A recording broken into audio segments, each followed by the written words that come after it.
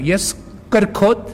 հռետոր եմ, հարգելի գործընկերներ։ Կրկոտ հռետոր լինելու հետ կապ ունի ընդդիմադիրներին վիրավորելը։ Լրագրողները Փաշինյանից հետաքրքրվում են, ինչու է անգամ ընտրություններում իրեն հաղթող հռչակելուց հետո վրդովված ելույթներ ունենում ու հունից դուրս գալիս, երբ ընդդիմության մասին է խոսում։ Երեխաների ապագայի ճանապարհին ինչքան խոչընդոտ կա, ջարդ ու փշուր անելով վերացնելու եմ։ Ես այդպես եմ խոսում, ես այդպես եմ հաղորդակցվում,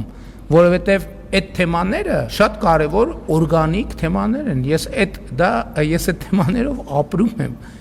Սա ինձ համար բան չի, քաղաքական ներկայացում չի, սա կյանք է, որ ես ապրում եմ։ Դուք ասում եք, այ ընտրությունն եմ կարող է մի բան ա եղել, որից վրդովվել եք։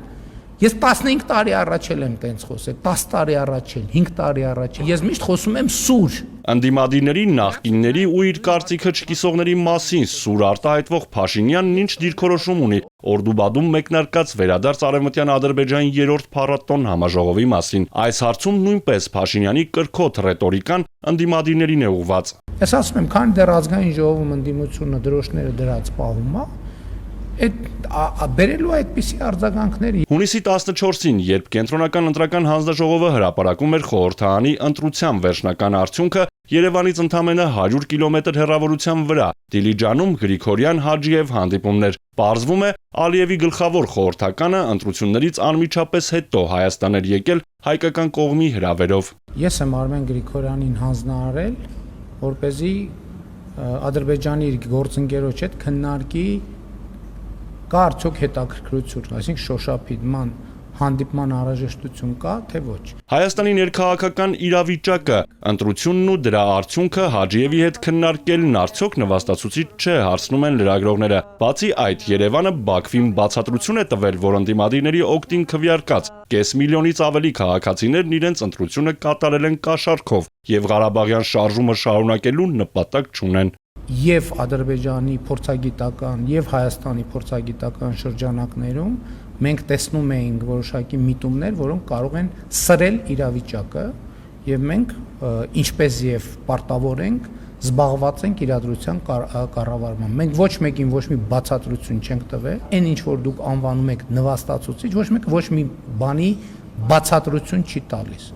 Հարցեր կան նաեւ սկանդալային տեսանյութի մասին։ Ինչպես էին օդանավակայանում ԱԱԾ աշխատակցի գլխավերևի տեսախցիկից Ռոբերտ Քոչարյանին ֆիքսած կադրերը հայտնվել իշխանական մամուլում, ում հրամանով է դա եղել։ Փաշինյանից փորձում էին պարզել ԶԼՄ-ները։ ԱԱԾ աշխատակիցը կարա որոշի ցանկացած բան արտահոսի կամ չարտահոսի, ինչ խնդրեմ կա դե։ Այսինքն իր տիրապետած ինֆորմացիան կուզի արտահոսի, կուզի չի արտահոսի։ Ինչ խնդիր կա դե։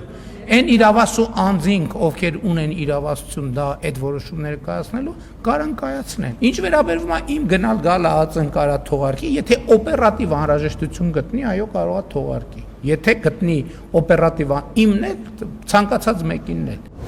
Մտավախություն կա, որ Հայաստանից Ռուսաստան պտուղ բանջարեղենի արտահանման սահմանափակումների պատճառով գյուղացու բերքը կփչանա։ Մարդիկ փաստի առաջ չեն կանգնի, հատկապես որ հաշված օրերից ծիրանի արտահանման սեզոնն է։ Չկա այդպիսի տնտեսվարող, որը, ասենք, ենթադրենք ոչ մի հատիկ ծիրան նախորդողոց շրջանում չի փչանում։ Չկա այդպիսի բան։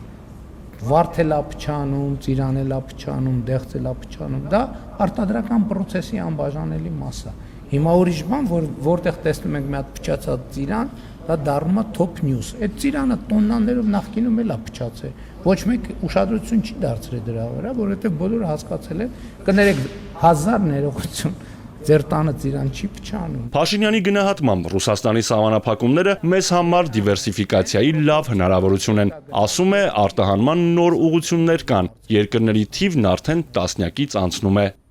Արթուր Հակոբյան, Էպիկենտրոն։